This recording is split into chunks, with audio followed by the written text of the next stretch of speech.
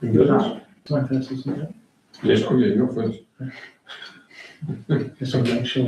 Keep it short. Very keen, Councillor Black. It hasn't- Yeah, I want to go home. Yeah. Private Has it home. gone? No, it's not yet.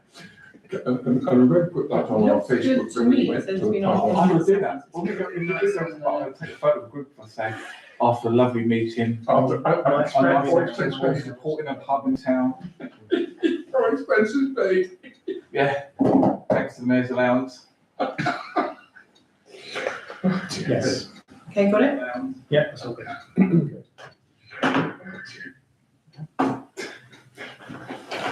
That was on the camera. Okay. Good evening, councillors. Welcome to Finance and General Purposes Committee meeting on Wednesday, the 21st of January.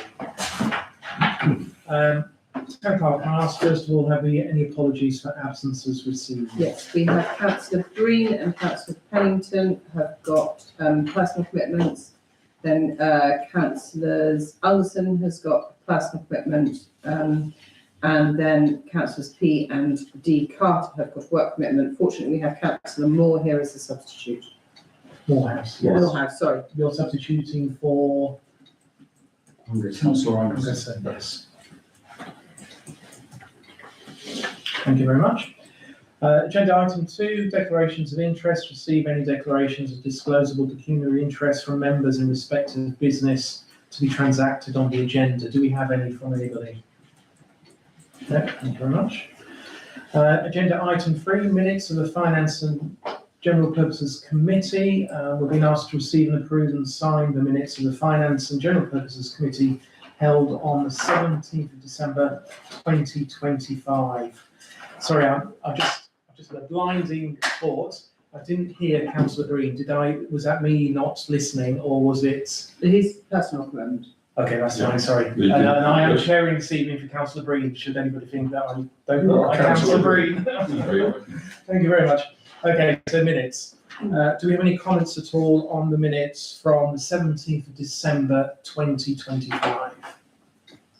And if not, does somebody have to propose? I'll propose. Councillor Black, seconded Councillor Wiles. Would you like me to sign them now? Yes, please. Thank you.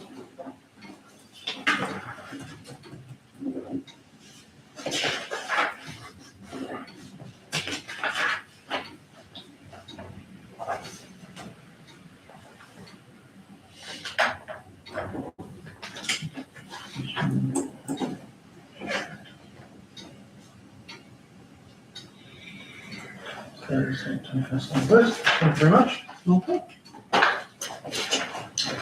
Agenda item 4, public participation. I won't read it out. I'm assuming we don't have any requests. Okay, thank you very much. Moving on. Agenda item 5, payment schedules and finance reports. So we are looking for to receive the Sandwich Town Council payment schedule for November 2025. I've got identified here that I've got 2 here, so just bear with me. 17th December. Got the right ones. Yes, that's fine. So firstly, 5A, to receive and approve Sandwich Town Council payment schedule for the end of December 2025. Could I ask first of all, does anybody have any comments on that payment schedule? Could they be headed with the attachment number? It would be helpful. Oh, sorry, if I must have missed that one, I'm sorry. Okay, that's that process. Anybody in terms of the actual content? Looks good. And if not, does somebody have to propose? I'll propose. Second, Councillor Wiles, so that's Black and Wiles. Okay. Moving on to 5B. Should we take a vote on that? Yes, we should take a vote. Sorry, apologies. Thank you. I'm trying to go too fast. And that's Unanimous. unanimous. Thank you. 5B, to receive and approve the STC bank account reconcile statement for November 2025. Again, looking for any comments on this? No. So I'll ask somebody to propose. I'll propose. Mr. Black, and somebody to second. I've got many people to vote, so. And We'll take a vote on that. That's unanimous as well, thank you. Thank you. Moving on to 5C, to receive and approve the STC cash book statement for November 2025. Open for any observations on that? No. And again, can I ask somebody to propose? Councillor Black, somebody to second. Councillor Wiles, and we're voting on that. That's unanimous again. And finally, 5D, to receive and approve the STC budget variance report for the year to November 2025. Any observations? No. We'll take a vote. So Councillor Marie's proposing, Councillor Black seconding, and that's unanimous. And can I say thank you to John as well, because I know you, so this feels like we're just breezing through without challenging, but I know you do take a number of questions when the papers are circulated, and thanks for answering those and Yes. removing any frustrations in the meeting, I suppose. I have three councillors. So. Yeah, thank you very much. Okay, moving on to agenda item 6. This is priorities, terms of reference status and action log for F&Gp committee reset and update. I'll just move on to those.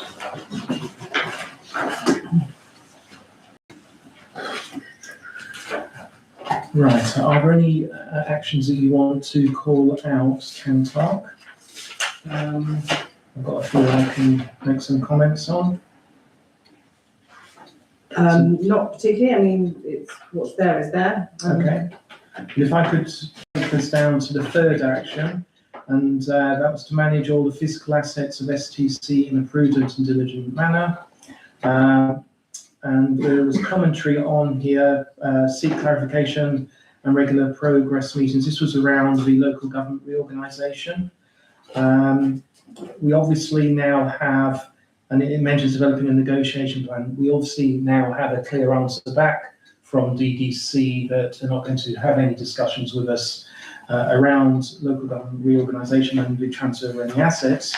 However, there's a meeting on Friday the 30th of January, which I've requested and have called with the head of property assets for DDC, and a couple of councillors in this room are attending with me to that meeting, but that will be focused on the Sandwich Agreement, the Guildhall, and also the plot of land on No Name Street. And I know the property manager and the town clerk are also coming to that meeting as well. Okay. May I just ask, I'm not sure I have a copy of the sandwich agreement. Okay, I have today been finding loads of documents. I'll forward it to you. Okay, thank you. Could I ask you as well, Julian, to also, you did a synopsis, Yes. which was, which I found, and I was very happy to find it today when I was looking. So here's some crazy Great. of it. That's great, thank you. I'll get us both over. That's great. Does everybody want it, or just Councillor Black? Everybody who's attending the meeting. From our side, yeah. Okay. Yeah, so that's Councillor Gray, Councillor Black, Councillor Miles. Councillors Gray, That's it. Black. That's it, I think. Yeah, that's it. I'm myself, of course, but I've got the papers. Thank you. The next action relates to deep dive of finance twice a year. I'm going to ask, because what we have, I mean, this was a very early action, and it was at a time when we were sort of, I suppose, scared of what we were finding and thinking, how do we deal with it in terms of our learning curve as well. And what we suggested was to have a deep dive on a regular basis of the finances. But what has happened is we've actually had a number of mini deep dives on various subjects. So I think we've sort of tackled it differently. So I'm going to ask that Councillor Green as chair confirms with the RFO and the town clerk on his return whether he's happy that we are doing enough deep diving that are subject specific, or whether he still wants to run with a regular helicopter view to undertake a deep dive. Okay? That's all right. Moving on to the action that is FGP 0124-5. Town clerk explorer of a claim for a small piece of land that joins car park with Fellowship Walk. That is an agenda item later in the meeting.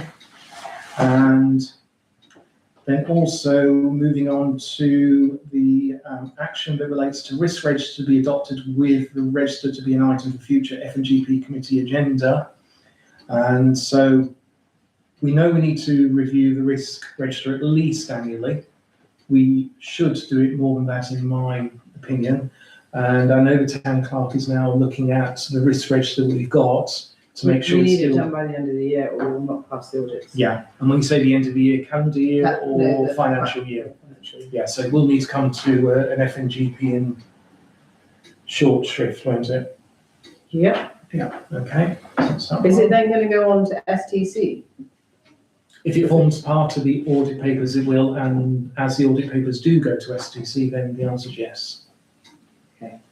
So does it need to come to F&Gp if it's going to STC? Because otherwise we're double handing it. No, I think need to check in terms of reference, but I think this group is probably the best placed group to review the register as it stands, but it forms part of the actual audit itself. Have we got one in place? Is the question that's asked, and it'll be looked at.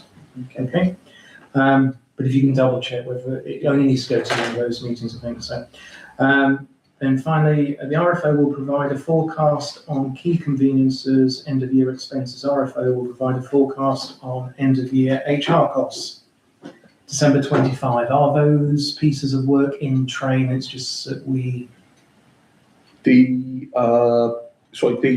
key, so there's two elements: key convenience, end of year costs. Yeah. Is there an update on? yeah, there's no update on that for this meeting. It's part of the work that's being done at the moment, having done the payroll analysis, which is the recharges are going to take place for that. I know that there is, where we previously employed, we've now got contractors in place, and some of those contractor costs have gone into the key toilet costs, and some of them have gone into the contractor from the changeover. So I'm just going through a tidying up process. The financial comparison report on the next meeting will give us more visibility on the whole picture as far as all these costs. Yeah. It'll include that, but I'll also do a separate report to run alongside it to explain that. Okay, that's fine. Thank you very much. And actually, there's a few more actions over the page. Apologies for that. So FGP 122510, amendments to add the email address of the town clerk as a contact for requests for information. Has that been done? It was done, but I think I've saved the wrong one to papers. Okay, so it's but, still- but it still is to be- okay. Yeah. Okay. Just looking at the final action, the clerk will circulate it prior to an STBF EGM. That was the paper on the STBF STC relationship. Clarity, compliance and council efficiency. Okay, Yeah. that's fine. So that's still to be circulated, isn't it? Yes, I was going to do it at the beginning of February. Yeah, that's fine. Okay, thank you very much. Moving on to agenda item 7, and this is the real meat of this evening, I suppose. This is the 26-27 budget. We've been asked to accept. Sorry, can we propose and second the Yes, action? yeah. Sorry, Chair. Got an update, I yes. I have two reports here that I've prepared for this evening's meeting. Do you want to cover them under now? I'm so It comes sorry. under the tours, the outstanding work. I'm sorry. Sorry for, No, that's all right. You're right. that's all right. So the first one is the compliance, health and safety. Yeah, I've got, it's like, the first one's compliance and the second one is health and safety and staff training update. So, Yes, you get the floor. thank you. First of all, I apologise, I got the date, I was still in 2025 when I did this, but I wasn't in my mind, but it was this month. So the first report is compliance, health and safety at the Guildhall. I mentioned in my report that I was nearing the completion of the health and safety folder, the compliance-driven folder. That's now been completed. So we have everything in place. We are fully compliant. We're keeping all the correct records of everything. I'll be honest, everything was being done, but it was all over in different places. So now we've got it in one central folder. So what I'm looking for today, please, is obviously now it's been prepared, it's going to be updated, but of course it's important that it is reviewed. Yeah. So people actually will come in, can actually check it. And whether that be in-house or if there's someone else that will come. So first of all, we look at the schedule review, how often it would be reviewed. So I think an interim check, just looking through it, just to make sure there's no sort of any minor updates or any sort of lessons that we've learned every 3 months. A full document, a full folder check every 6 months. And then, of course, if there was anything that took place or any sort of changes in regulations, then obviously that would trigger an immediate review as well. So I think that's the sort of the time frames that I put in there, which I think is fantastic. We can't just leave it and let the book or the folder just sit there. It's got to be checked. Yeah. I mean, from my point of view, I think it should be in an in-house, and my line manager would be obviously the town clerk to check. So that's really what I'm looking for today, is just to say, look, okay, agree, if you agree with the frequency of the checks, and also who will then do the overview and just check everything. Any comments, Councillor Brown? Yeah, would it be appropriate for a council or 2 councillors to do some of the checks? The reason I'm concerned about that is that if we just keep it all in-house within the staff, I'm not suggesting for one moment anything wrong about that. It might be useful to have at least once a year a check by someone or a couple of people who are not staff. Yes, sir. So, I mean, happy to be shot down about that one, but I think it might be useful to do that at least once a year. It's just to take a random overview. It doesn't have to be the whole thing. It could be just chunks here and there, and 1 or 2 key features looked at. For me, I think it would be down to the qualification of the person who's checking it. It could take me a month to explain everything on there. I think it really is more about the frequency of how often it is reviewed. Yeah. And then, of course, I am asking, who it would be to do those sort of, checks. And, I would obviously, it's all of your decisions of whether that would be a councillor coming along and looking. But I wouldn't. I'd say it's officer. I personally would. I mean, an officer or even a third party, a specialist in that field who does, fire and safety consultant or something along those lines. Or someone from another council who does a similar. I wouldn't. No, I might go to theirs to check theirs if they like, but no. Personally, no, but it's your decision. I don't see any advantage. Okay, so just to explore that a bit further, because whoever it is, be it a councillor or be an officer, should be suitably equipped to do the check. Yes. Right. Well, could it not be that the town clerk sets a date and says, Julian, go into this room and check the folder and come back with a list of action points for me? This is the type of folder that things do change, and obviously it's updated as we go. It's updated because, an inspection on a certain date. The key point is making sure we hit when the inspection's taking place. So if I've got the boiler needs to be checked, the next time it needs to be checked is 22nd of October 2026. Now that's the date that boiler must be certified, signed off, no later than that. So I just think it's, if I wasn't there or something happened, that someone could just grab the folder, everything's in the folder, they can see the dates, but just to check that those things have been done. So. My personal view would be it should be a separate person, because if you're maintaining the folder, yes, you're checking your own homework. Exactly, and that's why I said third party. Exactly. My suggestion would be that it would be a joint activity, not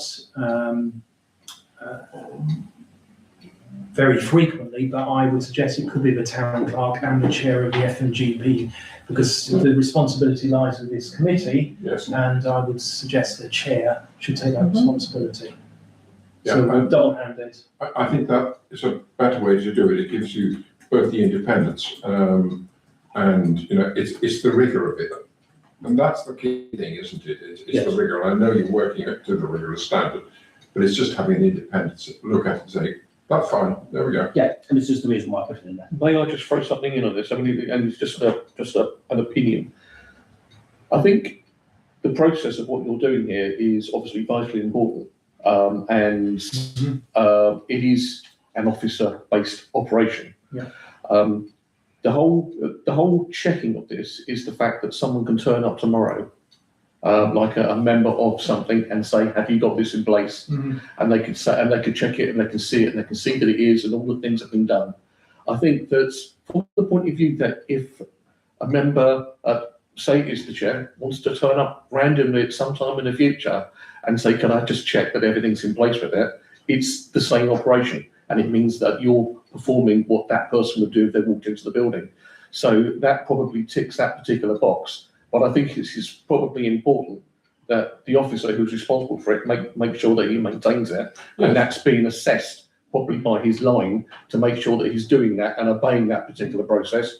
And that random check, I think, so for example, if someone walks in and says, "Oh, can I just check this out?" It's there to be checked, and his head's on the block if it's not, or he's going to say that, you know, it's probably a similar thing. Yeah, but I'm not sure whether or not, that's the, whether that, I'm just saying that maybe they're two separate things. I don't know. Yes, so I just wanted to clarify that point is about this scheduled review cycle. Is that something that is performed by you as the owner of the folder? And we're looking at a layer above that, which is an independent review, suggesting that it might be the town clerk with the chair. Is when you're saying the frequency, are we signing up to the frequency of activity that you would perform as property manager? So, from my point of view, I would be, checking it on those periods of time. That's fine. Anyway, Yeah. yes, I would. And then I would say perhaps, a review could come in whether it be every 4 months, 6 months, or random. Yeah. Yeah. I think, so what we should be, my proposal would be that I'm happy to support, and I will propose and support the frequency of the scheduled review cycle that you've outlined here, if others agree. Yeah. But before we do that, I'd like to say that the adage to that is that at least once a year, the town clerk with the chair will review the folder. And they have the opportunity to do a random check or checks at their own discretion. That's fine. Yeah, so minimum once a year, Yes. and that will be Yeah. proven back to the committee. Yes. Yeah, is that okay? So I'm happy to propose that. If I'll second that. Any vote on that? It's fine. And the second part was nominated person responsible and taking the evidence. We've done that, which is the town clerk with the finance and general purposes chair. I think that's quite important now because the current F&Gp. I'm sorry to interrupt you. That's all right. Who proposed in second? Proposed Councillor Black. I seconded it. Black. Oh, yeah, I'm proposing you seconded it. I was just going to say, I think it's quite important because the person who was very, very animated about this was the chair. Yes. Is the chair. Yes. I'm just sitting in his shoes this evening, so I think he's the right person, certainly whilst he remains as the chair. Yes. Yeah. That makes sense. Okay, so I think we've agreed to both of those. Yep, thank you very much. And you've got second paper. Yes, second paper. So it sort of comes under health and safety, but this is more about the staff training. Now, with the health and safety aspect, the town clerk and myself will be preparing a detailed report for the February meeting. But I say, I'm talking here again about everything was, final stages of being completed. It has been completed now. There's a couple of things still on the FRA that, addressing the double door exit from the rear of the courtroom. I've looked at that again. It's actually saying that we should only explore doing that. It's not a condition of the FRA. What I haven't written on here that I'd like to bring to your attention is that on the FRA, it was talking about that attic room, about the clearing out of that and the loft. I've had a conversation with them as well, with the company. The other two items, the kitchen door and the loft area, they're not on the FRA. There's something that can be done it could be done in the future, but it's not pressing. It's not pressing on that side. What is important is that we are continually doing improvements here. So recently we've replaced 2 heat detectors in the main kitchen. We're been a lot safer here, I think, than it's ever been. I can say that for sure. Good. What we're doing now is really combined with the previous document is that having got this to where we need to be and keeping this to where we are, we can then look to going forward now is to look at the property stock as well. And so making sure they're following the same patterns that we are. So staff training, we've got fire marshal training, which is going to take place here. Mhm. So it's at the Guildhall, and it will include, it's like a bespoke course, and you go through the first sort of stage, PowerPoint, then it's bespoke, relevant to this building. So we'll go through all the fire exits, look at what we need to look at, where improvements could be made. So we're going through everything, and all the staff will be attending that one. And then on the 23rd of March, we have the first aid course. Again, that will take place here. I know it's a bit, I'll say March. I mean, it's a little bit sort of further ahead, but that's to allow for hopefully a new museum manager and a new member of staff who's going to be joining us on the security stroke caretaker role as well. So we can combine all of that. So I have to say, it really is a much better building now than it has been in the past. But we can't just, rest on our laurels, as it were. We've got to just keep promoting awareness and investing in staff training. Okay, And keep that to. thank you. That's I've got a couple of questions. So, fire marshals, Yes. we're here this evening. There will be designated fire marshals. Mm. Would there be a fire marshal in the building every time that we're open Yes. to people being here? Yes. Did That's that part of it. So all staff? our wind contractor will be fire trained, and he's here. Yeah. So he'll be here. All of our staff, but plus the wind will be fire marshal trained. The security would have had to go through a course. They won't be attending our course, but they will be aware of. So once we get our training, and I'm actually working on a document at the moment, which is purely relevant to hirers, but also would be relevant to anyone who's providing any security here in the evenings as well. And will we be displaying information as to who the fire marshals are? They would be introducing themselves. They would have to, as part of it with the hire thing, who they are.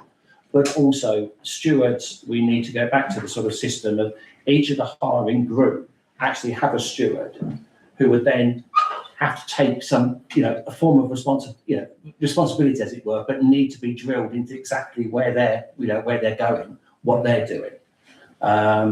So the minimum on the FRA is four people that will be trained.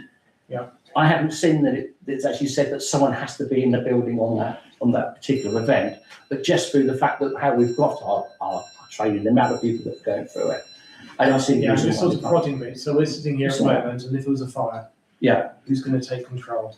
So that would be ourselves that would take control, or Steve, if it's obviously that end of the building. So it'd be Steve that When would. you say ourselves, us or Well, I'm trained. I'm trained anyway. brilliant. I'm trained. Normally you're not here, luckily for you. Yeah, it would be whoever's providing whether it's the security, whoever's the caretaker, they would take the responsibility on that side. So. Check, if there's no one here, Mr Mayor, it's the chair will take Yeah, over. Yeah. well, it's just knowing what we need to do. And then the other thing is, of course, are we ever going to have a fire drill? For Yes, we do. example, in the evening Yes. on a meeting. Exactly. Yeah. Yes. That is. I know it might be I won't tell you distracting. when it's going to be. No. But yes, we will be. We'll be having regular fire drills. Not too Happy happy with the stuff. Just tell them what they to avoid. So yes. That's So fine. I'll decline that because the meetings are disrupted themselves. That another bit of fire drill Yes. as well. And they have to be logged as well Yeah. when it took place. We just need to learn people. And that's Exactly. Yeah. Yes. We're all going to learn. So yeah, I set the fire off alarm actually on purpose. I have to say the other day, and you came running out, didn't you? So yeah. Good. So you're going to bring a detailed report to the next meeting, and that will include information on the attic. You've touched on that without giving any detail. I have. So that will be included in the detailed report in February. Okay. So with that, I've gone back to the because you know, it's slightly going off track, but I would actually like to be able to look at that room in a little bit more detail. Yeah. Okay. I've actually spoken with the fire consultant who came out. Yeah. And they've put a fee proposal in to come back and revisit it with me, and we can look at that room again. So I've only just received, I haven't had a chance to update the town clerk on that, to actually review it again. So that, could that lead to a lesser, Restriction. level of concern about that space? Could it? Yes. I'm not saying will it? But Yes. could it? I think what it was, I think the concern over that particular room was more led towards the information that was provided to them rather than what information they were giving to us. Okay. So, you know, they had obviously had some problems because of the amount of, you know, paperwork that was in there. But by saying, don't worry, we're closing it, and it will only be designated people occasionally just to come and take it, of course, then it just sort of smoothed everything down. And they stepped to the fire risk assessor, stepped away from it. So Okay, yeah, so- we're going to look at it Yeah, again. that's fine. Yeah, That's good. No, I think it's important to do that because it was quite a while ago. Can I just, I'm glad to hear that everyone will be fire trained. Can I just check that you weren't suggesting that for the first aid training, because that's quite a high level course, isn't it? So that one is high level. Yeah. Yeah, how many people will that be? That'd be, we've already got one who's already trained. So, and obviously, I wouldn't say that, we're going to have, there'll be about 6 or 7 people. Is there any stuff? Okay. Yeah. All right, Yeah, 6 or great. 7. Thank you. Thank you. So we've been asked to note this report, so I'm happy to propose that we do note it, seconded by Councillor Marie. And we vote. And that's unanimous. Thank you very much. Okay. Now we can move on to agenda item 7 and 26, 27 budgets. Thank you, John, for providing more detail around this. Thank you for protecting the increase that we were discussing previously. Are there any points that either you or the town clerk want to bring up this evening? No, I think I think the report's in there. I covered some points in there. I should just draw attention to one thing on the schedule that I sent out, the 25-26 figure. I think the final schedule I sent may well have had a mistake on it. I just need to check that whether the 25-26 still says a shortfall of 25,903 at the bottom. It does. Oh, that's fine then, because there was one I did where I had actually changed that figure accidentally, Okay. but it's not the figures we're looking at anyway. It was just so yeah. And any commentary around that shortfall in terms of mitigation, addressing, or Well, that's put some comments in there?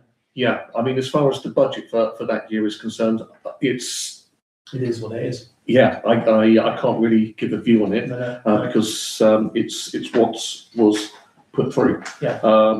But it was also there was also some expenditure which was from monies being drawn down from reserve. Yes. For example, the money's being spent on excuse me, the nature reserve. So that would be part of probably what was looked at when it was discussed at the time, I imagine. But I can't say. But as far as this year is concerned, we've maintained it still as a small surplus, and we've been able to achieve 5%, even though obviously the increase from the Precept was a lot lower than expected. Yeah. So could I just open up for any more comments? I know this is our third bite at the cherry, so do we have any more comments before we consider voting to take it forward? Councillor Wiles, I can see your fingers almost going up. Yeah, the development list, which is useful, but I think there's others on there which are currently in construction, which by this time next year will be occupied. So there's the ones on Deal Road, opposite St Bart's Road, you know, at the back of the old waterfall place. And there's also there's also a big development at Willowbank, which is going up now. Mhm. I'm not sure how many, we're talking probably 40, 50 units. Anyway. Oh, sorry, you're talking about the properties. Yes. Yeah. I mean, hopefully that'll make a difference next year. I wonder if John, the RFO could just clarify what the increase, with this proposed budget, what the increase in the Band D Yes, it's in precinct, here. please? Because I couldn't quite follow that in the three boxes. It is from 142.76 to 149.926. That's Is it easy. 14276 up to 157? Yes, thank you. 1,740. So it's 14 pounds a year, so it's No, pound a bit a month. Yeah. I think we need to emphasise that it's a fairly modest increase. Yeah, I mean, yeah, I guess that the target I was set to work against was the council tax increase itself, that being at 5% on the precept demand notice. But yes, you're quite right, the actual physical increase is, Modest. yeah, very, very modest, yeah. Okay. It's less than £1, yeah. any other comments? No? Okay, John, I'd like to thank you for the work on this, because not least on the basis that obviously you only joined us earlier in 2025, so you've had to come, and not having worked in all that the local public administration throws up. I think you've got to a really good place in terms of understanding how we need to operate and how to present the information. So I'd like to thank you for all that effort. And in terms of what we've been asked to do, the recommendation from the RFO is that this draft budget is agreed and forwarded to the full Sandwich Town Council for their consideration. Somebody have to propose that? Councillor Miles and Councillor Morehouse are seconding. We could vote on that. And that's unanimous as well. Thank you very much. Thank you, John. You can leave now if you want. If you want to. Thank you. I'll hang on a little bit longer just in case. Yeah, we've got something on staffing costs, which you might want to. Yeah. So moving on to, yes. No, we've got the audits. So we've got FGP 01-26-8 interim audit results. So we've been asked to receive a verbal report from officers, in the plural, on the interim audit on 15th of January 26, and to consider actions based upon this. Who's going to lead on this? I can start with Mike. Yeah. There were a few bits basically that came out. We talked about it. We didn't feel that there were sufficient bits that therefore required a full action plan to get us to the audit. I need to create the risk register. I need to track down some declarations of acceptance of office. Oh, yeah. I need to update the website. Those are the three things mainly for me. What's yours, John? Yeah, it was very little, wasn't it, that he actually found. He was quite happy with, especially with the changeover and the turnover with staff, that most of the stuff seemed to be going on the right lines. And the only thing on my side actually was, Financial regs. sorry? It wasn't to pass the audit, but it was that we want to do the redraft of financial regs. So we had the redraft for those regs, and there was something else that was quite minor that needed to be done. I'm trying to, didn't bring the report with me, I apologise. The main thing that I noticed was that our financial regs don't actually match up with our working practices, and they need to. Because we're not doing what we say we're going to do. What we're doing, he said, is not wrong. There's nothing wrong with what we're doing, our practices, but they don't align. So we need to change the financial regs. That actually does give us an opportunity to reflect. And he said that there are ways we can actually streamline the administration, particularly of making payments, because we've all been struggling. Some of the councils are struggling with bank line. In a lot of councils our size, councillors don't actually get involved in releasing money at all. It's done by two officers. It can be done by that. I don't personally think that's right for Sandwich at this point, but certainly we could have one officer and one councillor, which would then also allow the officer to check and sign the invoices against the payments going out, so that actually it would be a tighter financial control than having two councillors doing it online. If you see what I mean. So there's things we need to create a draft and present it to you. Yeah, he very much highlighted the fact that when you sit and sign off on a budget, you're saying it's okay to spend that money on those things, as long as they're within the limits that have been allocated to people. So unless it's going outside of that, then you're doing fine, and you don't have to go back each time and say, this needs to be authorised, this needs to be authorised. It's just really the process of physically getting the bank payments authorised by individuals, which needs to be perhaps We can look at maybe easier. streamlining that, making it less onerous and stressful. So will those results be documented in writing to you, Town Clerk? And if so, are they going to be? We have now received the interim report. You came in after this, that's why we didn't. Yes, I can understand Yes, I will probably bring it to the F&Gp next. It's only an interim report. I don't think it needs to go to full council. No, I don't. I think it should come to this, but I think it could also be shared with all councillors for information by email as well. If it's not a confidential document, is it? No. No, I think all councillors should be aware of it. But I think in terms of formally getting it through the governance machine, it should come to this next meeting. Okay. Yep. Thank you. Anything else? No. Thank you very much. So I'd like to propose that we note that verbal update. Does somebody have to second that? I'll second that. Councillor Black, Councillor Votes. Councillor Marie, still with us? Yes. Councillor Loomis as well. Okay, moving on to agenda item 9, Fellowship Walk. Councillors receive report on the ownership of land at Fellowship Walk.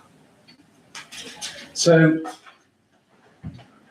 Town Clerk, I don't know if you want to speak to it, but I provided some material on this, didn't I? So,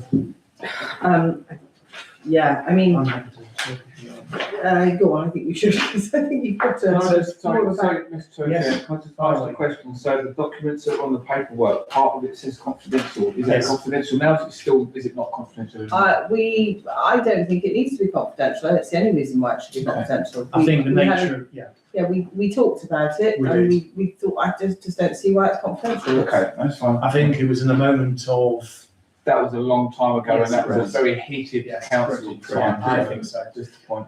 So my observations on this is that, and then because it came back out of the blue as an action to talk, and I don't know who actually raised it as a councillor, but to go and talk to DDC about that strip of land. Well, actually, they don't own it. We don't own it. Nobody else owns it at the moment. So it's the land is unclaimed. And that's what was proven by this investigation a number of years ago, which was the town council had an issue about it. And that issue hasn't necessarily gone away, but if it wanted to pursue it, it should take legal action to do so. But the recommendation from the solicitor, who obviously was employed to look at the case, was that it wasn't anywhere certain that we were successful in making a claim. Now, one of the factors that would normally play in is that you've got a reason to claim back strip of land. We don't do anything with it. We don't cut the grass. We've never cut grass. Well, a couple of times as well, Council of Wales have done it. Not the grass, but the hedging that's overgrown. But we don't. There is not an implied relationship between the town council and that piece of land. So I don't know whether the property manager has any observations as well on that. But for me, what the backstory that I found just demonstrates something that I personally don't think we should be pursuing rigorously, unless others disagree. What's the benefit? I can't work out the exact location of this. Does it have any impact on the development of the bigger site or not? So where the Harris fencing is, Yeah. there's a thin strip of land. Yeah. Where the Rotary Club trees That's are. correct, yeah. It's that area, and there is an argument that Harris fencing may not have been as far back as it should be in terms of the actual line of the property. So it's that area. It's a very narrow strip, isn't it? Yeah. And what happens over the years with title plans is that they get, they're redrawn again. And just a mark, just this sort of, the narrowest strip, when you actually mark it, can actually be a metre in reality there. But possessionally title, and this that, unless you can really got a claim, say if you had a shed or there was something on there and you're continuously going onto it and taking it off and going back there and visiting it over a period of time, there could be, but it's a more drawn out process. So would our ownership affect the development of the bigger site if we did own it? Councillor Marie might have been around at the time. I think that was So probably the it's been argument. going on a long, long time. So the tree that was originally there, that's a fellowship tree. It's planted there many years ago by the Rotary Club. It's since become, I think it was damaged in a storm, so it had to be removed. The stone is still there. Yes. The argument the argument's part of the bigger picture regarding the bigger part of the land that's been sealed off by the Harris fencing. There's been lots of speculation, and it's basically a land grab. When it came to it, when the gentleman in question had the land and decided to remove all the nature from the area and put the trees down, he was crossing that land. Now the Fellowship Walk land, as I said, is not owned by anybody, but the pavement or the walkway between the road walk and to the car park is owned by DDC. Yes. So basically it's crossing the land to DC. The bigger picture for me personally is there's a whole backstory to it regarding the main area. I mean, my personal opinion would be to use the Maddox Fund and to do a CPO on the land and turn it into a forest school or something for a memorial garden for respect to Georgine Maddox. I'm on the fence with that one, I'm afraid. Hopefully not the Harris. No. I'm not sure how we would go about going for the land. I'm not sure how much it would cost. I think we're going to be sinking our teeth in something that we don't need to. Yeah, I can't understand the argument for it, particularly as previously there was a sense that it should be pursued and the legal advice was actually the almost It was purely the fact of it was purely the basis of years ago. It was a land grab. The gentleman's grabbed the bigger land. Yeah. He's taken the trees down, etc. It was purely for the then town council that wasn't in a very good place at the time to say, though, we want to decide to land grab, and that's what pursued it for them to go to solicitors to say, well, okay, we will own that strip of land next to DDC's land. So then that person will either have to pay us to go across to his land if technically it's not his land anyway, it's a land grab, or legal challenges which cost the council more money to legally challenge him if he's going to cross our land. That's pretty much it. Councillor Wiles. So the plaque that's on there from the Rotary Club, Yeah. from my memory, it goes back 15 years or more. Something like that, yeah. The question, I suppose, is did they get permission from the landowner to put that plaque on there?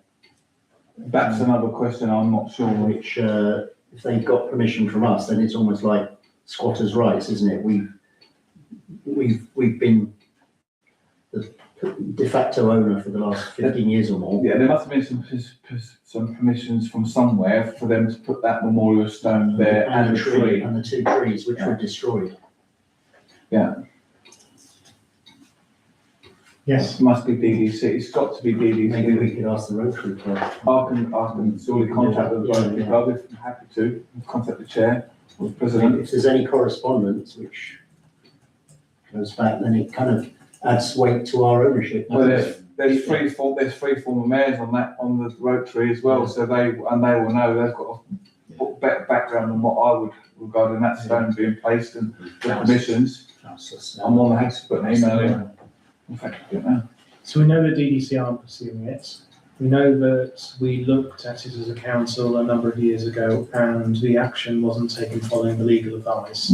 Unless I'm hearing a new argument, I'm not sure whether it's something we should be minded to pursue at all. I don't know what we would want to try and achieve as a council by owning that strip. I mean, to be quite honest, it's a ransom strip, isn't it? Yeah, we own it, and it gives us more power over whatever happens on that site. I'm quite surprised to see it on the agenda after 4 years. Exactly. So what happened was, and I can't remember which councillor said, could somebody go and have a chat with DDC about ownership of that strip of land? And what that then triggered for me was, I'm sure there'd been exchanges a couple of years ago, and I went back through all my emails and I found stuff that had been done, but also stuff that had been done under the previous administration.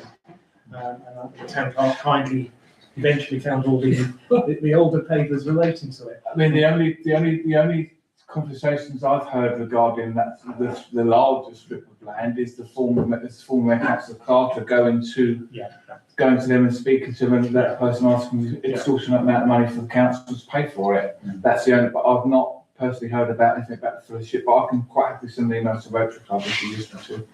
What will we be asking? Well, how did they gain permission? Who did they gain permission from? You can ask that, but for me, I would like to suggest that we note that we've got the paperwork that gives the history to this, and for now, we should know that the council isn't actively pursuing. I'm just a bit sorry, Chair, I'm just a bit mindful that we're having this conversation, it's being recorded, it's on camera, and a person in question's probably watching it. The person who's land grabbed that other area is thinking, excellent, my house fence is now going to move a couple of feet forward.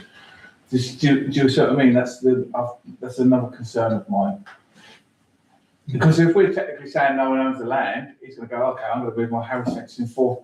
Well, I suspect that they would know that already, surely, wouldn't they? Because it's already beyond, I could be wrong, but I understood it went beyond the boundaries of the line in any case. But it has done, yeah.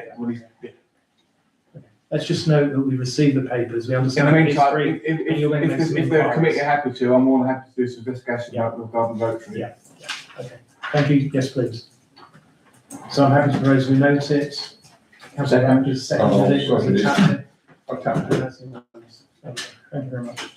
Back of marriage. Okay, so that's agenda item 9. Moving on to agenda item 10. So it's confidential matters now in terms of the meeting. So to resolve under the public bodies. You want to just cover the next meeting? Oh, yes, I can do that. Date and time of the next one, thank you. Wednesday, 18th of February 2026 at 6:30 is the time and date of the next meeting. So confidential items to resolve under the Public Bodies Admission to Meetings Act 1960 and in accordance with Standing Order 7.3.2 to exclude the press and public on the grounds that publicity would be prejudicial to the public interest by reason of the confidential nature of business to be transacted. The council has a duty under law, for example, as an employer, to individuals whose personal data or other confidential information is required to be or is likely to be discussed. And we have an item that's a report on staffing costs. So I'm happy to propose that we go into in confidence. Does anybody have to second that? Councillor Wiles, I could take a vote. Yes, it's unanimous. At this stage, we will close the public part of the meeting.